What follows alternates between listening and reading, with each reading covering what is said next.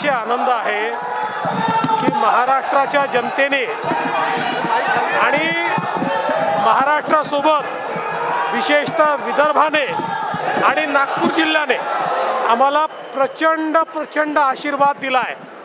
जे लोक सांगत होते की आमचं विदर्भात पानिपत होणार, आमचं नागपूरला पानिपत होणार, त्यांचं पानिपत झालं आणि जनतेने आम्हाला आशीर्वाद दिला।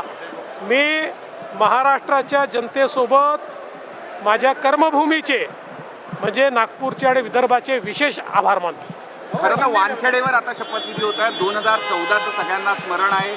परत एकदा वानखेडेवर मुख्यमंत्री विदर्भवासियांची इच्छा आहे की विदर्भानं भरभरून दिलं भाजपला, विदर्भातला नागपूरातला पुन्हा मुख्यमंत्री व्हावा ही इच्छा आहे। बघा, तुम्हाला अगदी स्पष्टपणे सांगतो, मुख्यमंत्री कोण होणार हे 3 पक्ष मिळून लवकर ठरवतील।